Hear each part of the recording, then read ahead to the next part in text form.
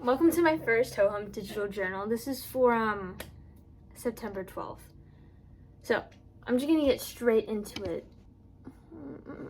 Okay, so today we're just gonna go over, two of the questions, because one of them was to recreate the my first online post, and that's already, I think as of now, hopefully already posted, so you can definitely take a look at that. Okay, so the film I chose this week, or I guess the case study, the script, whatever I chose for this week, is from The Imitation Game, which is about Alan Turing,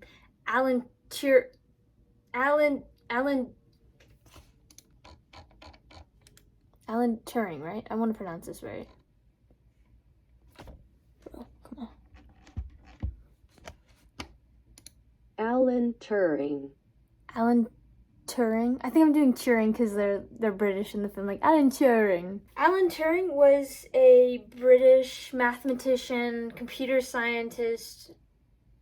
Is the word cryptographer or like crypto analyst? I think the proper word to use is crypto analyst. So he's like breaking those little codes. So he's doing that. Alan Turing built a computer, I guess one of the very early computers, to break this enigma, get the codes, translate the codes, and decode these messages. So he was very important in that aspect. However, he was prosecuted for quote unquote homosexual acts. The British office posed it as a security risk, so he was no longer allowed to really work on, his projects. He just sort of lost all of that validity. So that is sort of the sad part of the film. Main point of this video is to really look at, what sort of the stage, what is it called? It's called technical directions. It's like not scripted spoken text. So what does that do for the movie, aside from the dialogue? So I have my notes here, my lovely iPad. Okay, so let's look at the second part of this assignment, which is what can you gather from the technical directions, like not scripted spoken text, and what would you glean from reading the stage scenes directions exclusively? So what it's just saying is like, what can you just get from reading the stage directions? So stage directions sort of, at least from what I got, what's the setting? What are the characters thinking? What's happening time-wise? And overall, it just helps move the plot aside from the dialogue. Dialogue in film is important. However, it is sort of necessary to establish, what's the context of things being said? How is it being said? Where is it being said? When's it being said?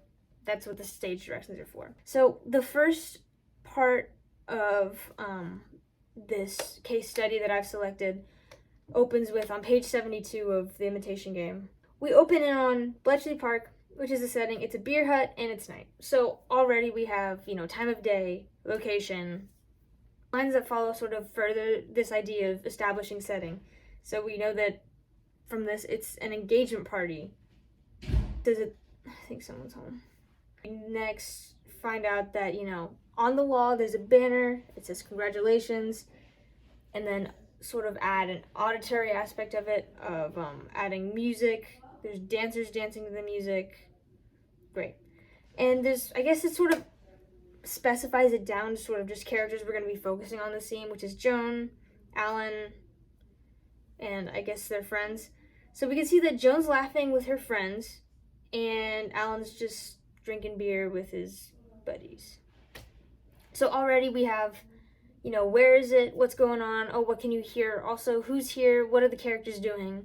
So that's another thing that stage directions, just by reading the stage directions, this is what you can get. Just sort of a very visual, auditory, maybe even sensory aspect of setting. Oh, and then the next thing I wanted to look at is sort of how, the second point I really want to look at is how technical scripting can reveal inner dialogue. I'm brushing my teeth. Okay. So a really good part of this I really want to look at is on page 75. So Alan's waiting patiently, just by the stage directions. This guy, waiting patiently. He's waiting for someone. You can feel the anticipation because of the previous technical directions. Like, he's very excited to see Christopher again. Obviously, he's going to confess to him. And then in underline it says Christopher never shows. So I think that especially in this scene, the sort of, I guess, written choice that the directors make of underlining a very important point sort of just shows the gravity of the moment. Like, Alan really, at this point in his life, didn't have anyone that really cared for him, didn't love him. And when the one person that ever really looked out for him, I guess the only person he ever loved like that, never shows, you can see that the underline sort of emphasizes the gravity of the moment. And then also you get like inner dialogue, which is like when it says like, where is Christopher? And he's confused. Young Alan finally gives up, period. Obviously he's like, you can kind of feel that wave of sadness off of that. And in the scene, there's what? There's only one piece of dialogue. So the technical directions alone can set a scene just based on the actions that happen, if that makes sense. Like, you can sit there and watch someone be sad and feel their sadness rather than connecting with the character directly who says they're sad, if that makes sense. You're watching this real time, watching it, feeling a sadness just based on the things that are happening rather than the things that are said. Yeah, there we go.